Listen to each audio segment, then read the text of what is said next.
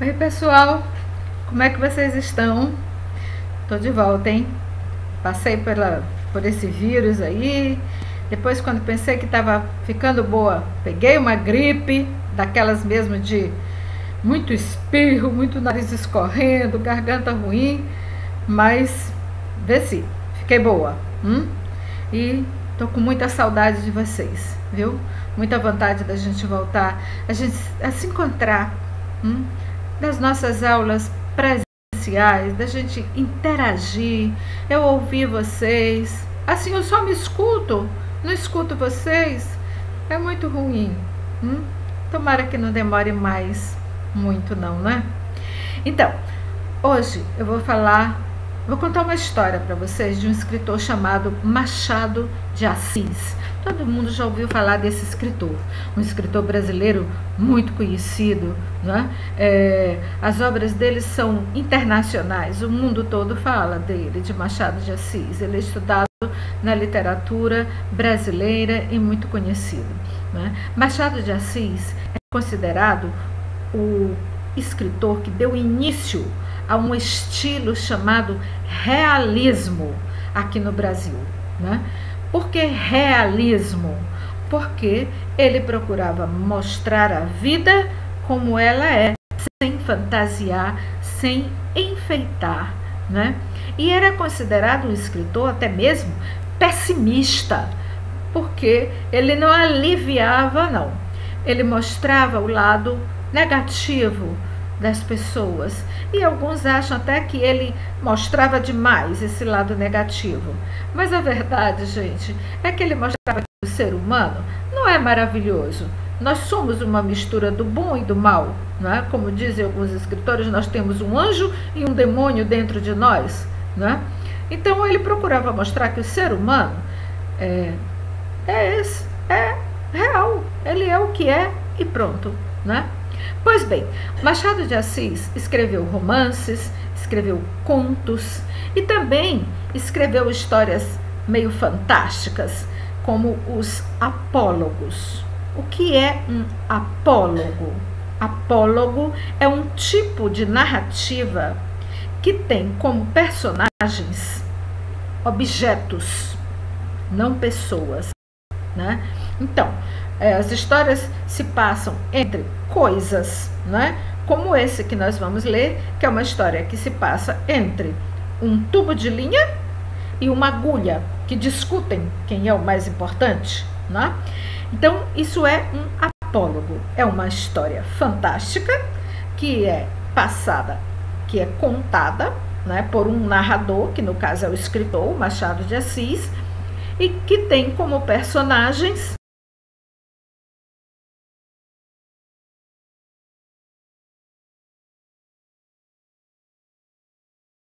novelo de linha. Por que está você com esse ar, toda cheia de si, toda enrolada, para fingir que vale alguma coisa neste mundo? E a linha respondeu: deixe-me, senhora. E a agulha, furiosa: que a deixe? Que a deixe por quê? Porque lhe digo que está com um ar insuportável? Repito que sim, e falarei sempre que me der na cabeça. E a linha: que cabeça, senhora? A senhora não é alfinete, é agulha. A agulha não tem cabeça. Que lhe importa o meu ar? Cada um tem o ar que Deus lhe deu. Importe-se com a sua vida e deixa dos outros. Mas você é orgulhosa? De certo que sou. Mas por quê? É boa, sou orgulhosa porque coso. Na época do Machado de Assis, se usava a palavra coser como sinônimo de costurar. Até bem pouco tempo atrás se falava, né? Ela está cosendo, ou seja, ela está costurando, né? Então, a linha diz para a agulha: por que coso? Então, os vestidos e enfeites da nossa ama, quem é que os cose, senão eu? E a agulha: você? Esta agora é melhor. Você que os cose? Você ignora que quem os cose sou eu e muito eu? Você fura o pano, nada mais, Eu é que coso, prendo um pedaço ao outro, dou feição aos babados. Sim, diz a agulha, mas que vale isso? Eu é que furo o pano, vou adiante, puxando por você, que vem atrás, obedecendo ao que faço e mando. Olha só. Aí a linha diz: também os batedores vão adiante do imperador. Sabe por que ela diz isso? Na época, o Brasil ainda era uma monarquia. Então nós tínhamos o imperador, né? O rei, o imperador do Brasil. E quando o imperador saía, né, do seu castelo, os batedores, que eram a guarda, né, faziam a guarda do imperador, iam na frente anunciando, né, que o rei estava passando, abrindo caminho para ele. Como até hoje, né, quando um presidente sai da sua residência oficial, os batedores vão na frente, certo? Para fazer a segurança, para abrir caminho e tudo mais. Então, a linha diz para a agulha: você vai na frente? Os batedores também vão na frente do imperador. Aí a agulha diz: e você, imperador? Não digo isso, mas a verdade é que você faz o papel subalterno, mostrando o caminho, vai fazendo o trabalho obscuro. Eu é que prendo, ligo, ajunto. Estavam nessa discussão quando a costureira chegou na casa da baronesa. Não sei se disse a vocês que isso se passava na casa de uma baronesa que tinha uma modista ao pé de si, ou seja, sempre ali trabalhando para ela, para não andar atrás dela. Chegou a costureira, pegou o pano, pegou a agulha, pegou a linha, enfiou a linha na agulha e começou a coser. Uma e outra, ou seja, a agulha e a linha, iam andando orgulhosas pelo pano adiante, que era a melhor das sedas, entre os dedos da costureira. E dizia a agulha: então, senhora linha, ainda teima no que dizia há pouco? Não repara que esta distinta costureira só se importa comigo? Eu é que vou aqui entre os dedos dela, unidinha a eles, furando abaixo e acima. A linha não respondia nada e andando. Buraco aberto pela agulha era logo enchido por ela, silenciosa e ativa, como quem sabe o que faz e não está nem aí para ouvir palavras loucas. A agulha, vendo que ela não lhe dava resposta, calou-se também e foi andando. E era tudo silêncio na saleta de costura. Não se ouvia mais que o plique, plique, plique da agulha no pano. Caindo o sol. Chegando a noite, a costureira dobrou a costura para o dia seguinte. E continuou, ainda no dia seguinte e no outro, até que no quarto dia acabou a obra. E ficou esperando o baile. Veio a noite do baile e a baronesa vestiu-se.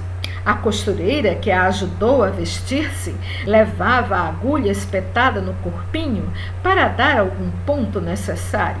E enquanto compunha o vestido da bela dama e puxava um lado ou outro, arregaçava daqui ou dali, alisando, abotoando, acolchetando, a linha, para fazer pouco da agulha, perguntou-lhe: olha o que a linha disse para a agulha. Ora, agora diga-me, quem é que vai ao baile no corpo da baronesa, fazendo parte do vestido e da elegância?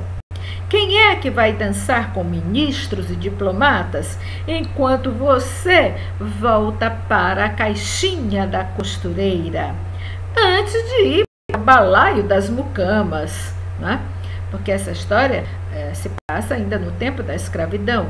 Então, as negras, as mucamas, né, elas ficavam com as agulhas que as costureiras não iam mais usar, né, para fazer as suas roupas também. E guardavam nos seus balaios, né? Então, A agulha, a linha diz: e aí, quem é que vai voltar para a caixa da costureira e depois para o balaio das mucamas enquanto eu vou dançar no baile? Ela ia no vestido, né?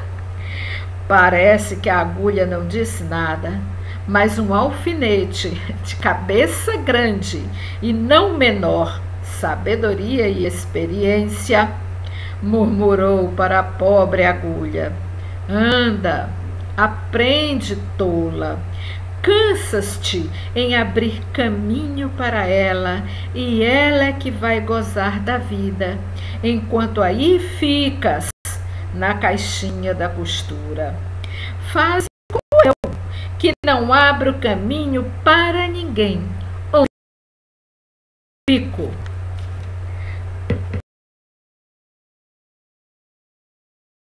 Diz: contei esta história a um professor de melancolia, que me disse, abanando a cabeça: também eu tenho servido de agulha para muita linha ordinária. Olha só o final dessa história, gente. Agulha e linha discutindo quem é mais importante. A agulha se orgulhando de abrir caminho para a linha. E no final, quem vai gozar do baile, da festa, é a linha, que vai no vestido da baronesa, né? E o autor da história no final diz que contou essa história para um professor de melancolia, ou seja, para alguém que entende muito de tristeza, das tristezas da vida. E esse professor disse, abanando a cabeça: também eu tenho servido de agulha para muita linha ordinária. Ou seja, eu também tenho feito esse papel de abrir caminho, né, para que outras pessoas aproveitem. Então, abrir caminho para os outros pode ser uma tarefa agradável. Por exemplo, um professor, ele abre caminho, ele abre caminhos, né? E algumas pessoas às vezes abrem caminho para outras e se sentem usadas, porque não são recompensadas, né? Porque se sentem injustiçadas, porque acham que as outras pessoas são ingratas. É o caso do professor de melancolia, né? O professor de tristeza, se é que existe um professor de tristeza, né? Que também serviu de agulha para muita linha ordinária. Ou seja, ele também abriu o caminho para pessoas que não souberam agradecer, ser justas com ele, e ele se sente injustiçado. Então, aí vocês veem que o Machado de Assis, esse é o lado que é considerado pessimista do Machado de Assis, porque ele mostra esse lado, né, do ser humano, aquele que usa as outras pessoas e vai adiante, segue seu caminho sem se preocupar se deixou mágoas para trás, né? Então essa é a moral que o escritor procura mostrar ao final da sua história, né? Bem, vocês viram aí o que caracteriza um apólogo, né? O escritor, o que ele fez? Ele pegou a agulha para mostrar um tipo de pessoa e a linha para mostrar outro tipo de pessoa, né? A agulha mostra que é tola e que termina sendo usado por uma pessoa mais esperta, né? Ela abre os caminhos para a agulha, para a linha, e se vangloria disso e se acha muito importante por isso, né? A linha, que tem um ar importante, dona de si, usa o esforço da agulha, o trabalho da agulha, e no final ela é que se dá bem. E não demonstra nenhum tipo de pena ou gratidão pelo trabalho da outra. Há pessoas assim, né? É isso que o escritor procura questionar. E fica assim essa pergunta para nós, né? Há pessoas como agulha, há pessoas como a linha.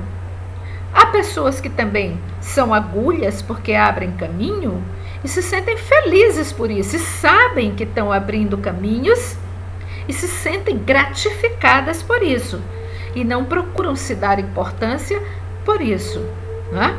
E há pessoas que sabem reconhecer o valor das pessoas, daqueles que abriram os seus caminhos, que ajudaram, né, essas pessoas a seguirem pela vida, né? Então, há tipos e tipos de pessoas. Na figura desses dois objetos, a agulha e a linha, o Machado de Assis nos mostra um tipo de pessoa, certo? A pessoa arrogante, que não sabe reconhecer o trabalho do outro, que usa o trabalho do outro para se dar bem, e a pessoa tola, que se julga importante, quando na verdade está sendo usado pelos outros, não é isso? Então, gente, esse é o nosso Machado de Assis, escritor maravilhoso, que soube muito bem conhecer a alma humana e mostrar, através dos seus personagens, um pouco dessa alma humana. Ele mostra pra gente que há pessoas de todos os tipos e que o mundo não é repleto só de pessoas boas.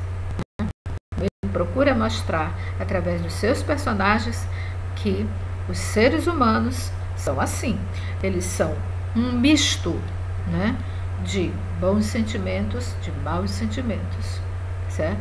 E às vezes o interesse pessoal fica por cima do interesse que é coletivo. O interesse de todos fica esquecido, às vezes por causa do interesse pessoal de um. A gente pode fazer uma analogia, ou seja, fazer uma comparação entre essa situação que é mostrada nessa história e o que acontece ao nosso redor, né? Machado de Assis era crítico, e é isso que a gente deve ser, críticos, ficar de olho na realidade e se posicionar e procurar o que é melhor para a coletividade, não só para uma pessoa, não só para o meu próprio interesse, certo, gente? Há muito a dizer a esse respeito, né? Na próxima aula, a gente vai falar de outro escritor maravilhoso brasileiro. Dessa vez nós vamos falar de poesia, certo? Então, um abraço para vocês, uma boa semana, que vocês tenham um final de semana muito legal e espero que logo nós nos vejamos. Estou com muita saudade de vocês. Beijo, tchau!